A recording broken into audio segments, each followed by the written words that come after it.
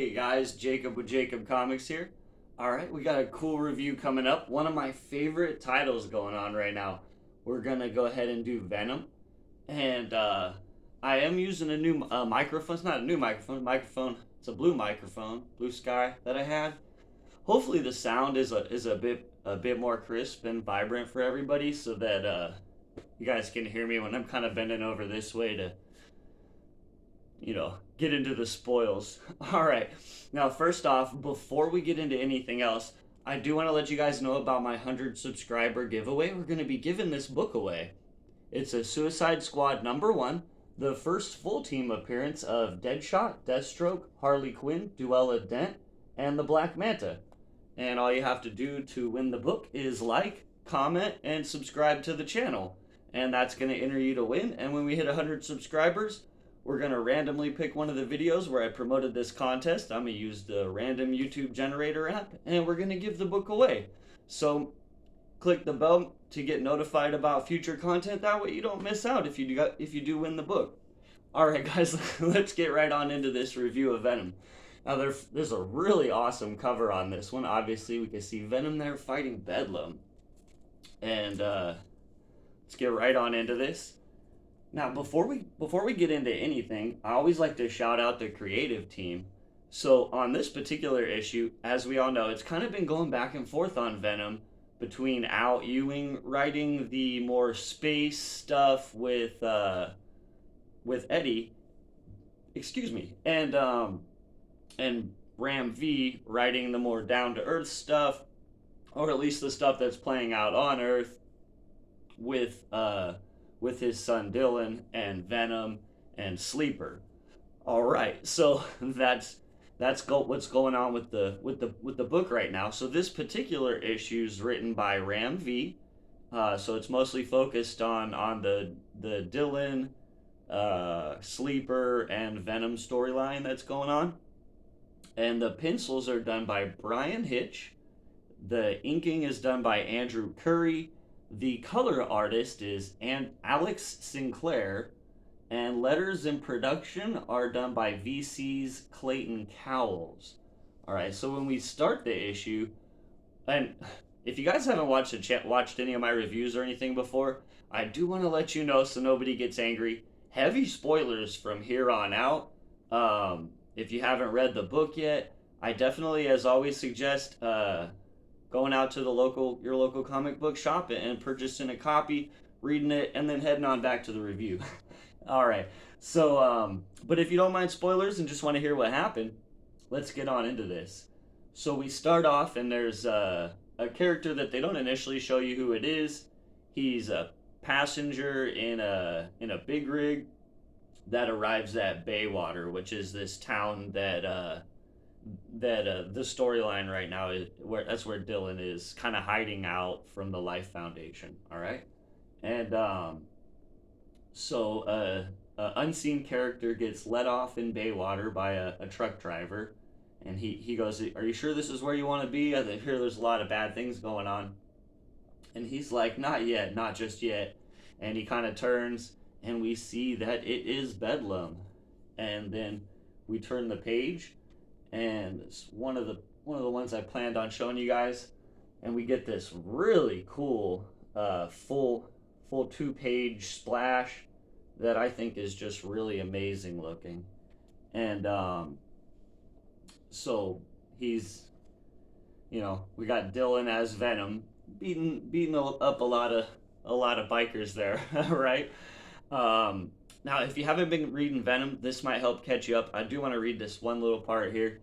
It's kind of their synopsis before you get into the issue, right? So it says, years ago, Eddie Brock was a reporter whose career was ruined, and he contemplated ending his own life. But he found a kindred spirit, an extraterrestrial parasitic alien called a symbiote. The creature bonded to him, and the two were joined together. They are Venom. Too Late for Heroes, Part 2. Venom is changing. Eddie is now the King in Black, and his son Dylan has bonded to the symbiote after watching Eddie die in front of his eyes. Now Dylan is on the run from the Life Foundation as they violently attempt to hasten the symbiote's evolution with help from the mysterious Meridius. And that's who I believe's first appearance was in that book I showed the other day. Though Eddie's body was destroyed, his consciousness survived and arrived at Meridius's garden at the end of time. Meanwhile, Dylan's been trying to lie low by finding work with reformed gang leader Jake at his bar in the middle of nowhere. But Dylan and Venom can't help but suit up to help disrupt a rival operation. Dylan's actions have put him squarely in the sights of Meridius's deadliest creature, a giant crimson symbiote named Bedlam. Alright, so that kind of gets you caught up to where we are a little bit better if you haven't been reading Venom. So, as we see here, we got Dylan, and he is fighting a bunch of the bikers from the rival gang. I don't know if he's taken them out, but he's definitely taken them down. Eddie's kind of, Dylan's kind of telling Venom, stop, don't kill people, we don't do this, we just want to stop the fighting. And then one of the bikers who's down, he goes, actually, we sent a bunch of people to Jake, who is Dylan's friend that he's kind of been staying with that's helping him. It's this older character. And he's like, no, they're going after Jake.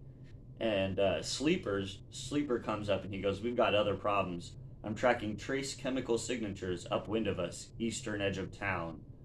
Worse, it's the ones who came after us before we met Archer, the Life Foundation. And they show one panel here of another character whose, I believe, first debut was in the prior issue. Kind of this Spear character. I don't remember his name, I apologize. And so Venom pulls off, like in the movies, pulls his head out and is talking to Dylan, and he's like, we need to get out of here if you want to leave this place while it's still standing. And Dylan goes, I'm not leaving while Jake's in trouble. We'll make sure he's okay at the bar first. And Sleeper's like, okay, I'm gonna go see if I can slow down the Life Foundation, and I'll see you guys afterwards. And he's like, how are you gonna find us? And Sleeper's like, man, basically I can smell Venom. I'll find you guys. And go be a hero. And so then we transpose to what I want to say is maybe like 20 minutes earlier or so. The rival biker gang to Jake's gang has arrived at Jake's bar, and the leader of this gang gets out and he confronts Jake and is like, these symbiotes have been destroying the town, and everything's just going to be much smoother if I blame you and take you out and say that it was you that did it all, and that's going to calm everybody down. And Jake's like, I mean, if that's what you want. And he says, all right, let's do this. And all his gang comes in like they're going to start a whole war between the two biker gangs. And Jake goes, hey man, let's save some innocent lives here. I haven't always been the greatest guy, but if I go out, I at least want to go out trying to be a good guy. And he says, let's fight mano a mano, right? Let's do this. and so they proceed to take their shirts off like it is a 1980s movie, and one of them is Rocky Balboa and the other one is Creed. And they're just pulling those shirts off and flexing those muscles and punching fists. And then we switch over, before we see any fighting there, we switch over to Dylan, who is kind of running away, trying to get through the town as fast as he can to get over to Jake's to rescue Jake, right? And he's like, maybe we're still in time. And Venom pulls off his head again. He goes, Dylan, there's something wrong. He's almost like his spider sense in a way. And then Bedlam comes basically from out of nowhere and just smashes on him. And we get another really cool 2-page spread with kind of a time lapse, if you will, of Bedlam and Dylan as Venom fighting, right? And so then he says, like, you must be Venom, little squishy thing, right? And then Bedlam is punching on Dylan, beating him up. Dylan's not doing too well, and then he kind of decides, like, enough of this. I've had enough. It's time for some action. You all never learn, and starts punching him. Basically starts winning the battle, right? He brings out his patented chains that only the Dylan Venom has ever used, and chains Bedlam around the throat and starts throwing him around, and then he skewers him through the head. Like, he's bleeding out through the top of his skull, blood. It's pretty violent for a Marvel comic, honestly. and and so you're like, okay, he killed Bedlam. So much for that villain, right? Uh, and then we transpose back to the fight between Jake and the rival gang leader, and Jake is losing badly. He is getting punched around a lot by the younger gentleman, right? And it's not going so well. And he says, he tells his men, someone just shoot him. I've already won, right? And one of his guys goes to hand him a gun, saying, sorry, biker rules, pit rules. You gotta do it yourself. Here's a gun, right? And so he takes the gun, and the other guy's like, why don't you just stop? Why do you have to be a hero? He's like, maybe I'm gone too far to be a hero, but I can hope for a miracle. And the rival gang leader kills him. He shoots him through the head. Again, see the hole through the head, see red colors. Surprising for a Marvel comic. This Venom run is it's really good, honestly. So that guy,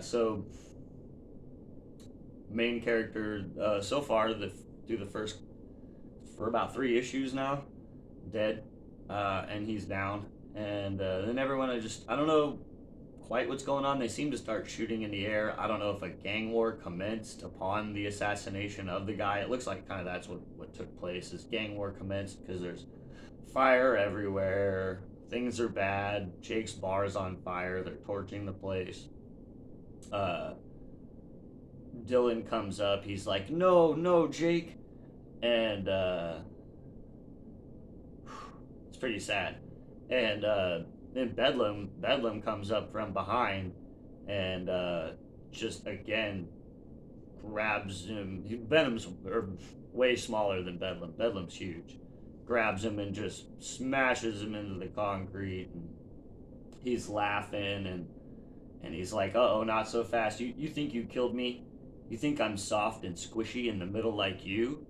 And Dylan goes, what are you? And Bedlam goes, Bedlam is my name. And he goes, see, we could snap you like a twig if we wanted to, Venom. We are a king in black. But no, we want to make you stronger, don't we? And pain makes you stronger, doesn't it? And Dylan's like being poked through the chest with one of I'll just show you guys and you can see. He goes, survive and come back to us. Look upon my face, boy, and no pain. And if you've been reading this comic, I saw some of the YouTubers even show this page off and not quite get the full context of it, but that's definitely 100% Eddie's face, because what do we have here at the bottom? Dad sighting, me just make sure I get it right. Dad sighting Baywater outside Jake's bar. And if you've been following the series, um, that pops up every time has seen his dad since issue 1. Every time he's seen his dad, it says dad sighting, and it lists where, and it lists the time, and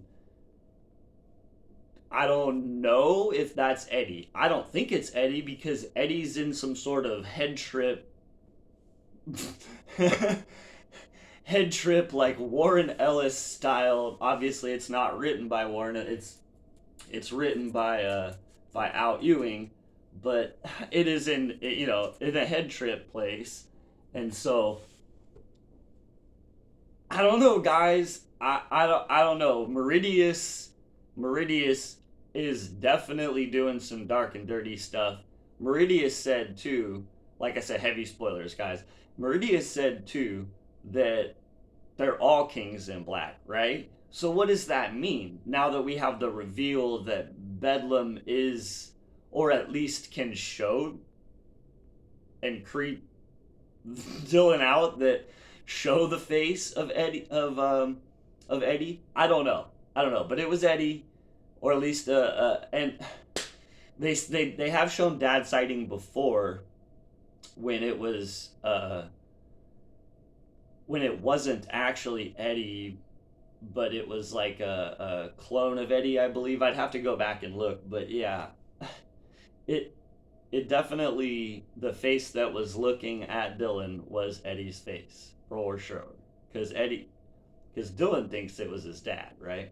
He said it was a dad sighting. All right, so that's what we have, and obviously this is the first time he's seen his dad since I want to say issue 3 or 4, or maybe even 2. Yeah, I think it was 2, whereas at least he thinks his dad's dead, right? All right, so I've probably gone on forever about this issue. I don't want to make it like a 30-minute video. Remember, like, comment, subscribe for your chance to win the Suicide Squad #1 first full team appearance. All those guys I listed earlier. Obviously, I give Venom a thumbs up. I'm gonna continue reading. I think that was a duh. My thoughts on it. I guess, like, just real briefly, I'll try to see if I can guess where they're going with this. But I want to say that all these different versions of the King in Black, that including Meridius, that Eddie is dealing with or encountering in the mind trip headspace that they're in those issues, and then Bedlam as well, who was in the mind trip headspace and has now made it out here onto Earth, right? I think they are unconscious projections of Eddie and aspects of his personality and who he is. So, because it almost seems in this issue even that Bedlam, he wants to help. He doesn't want to kill. He doesn't want to kill Dylan. He wants to help him to make him stronger, and then reveals himself to be at least a part of Eddie.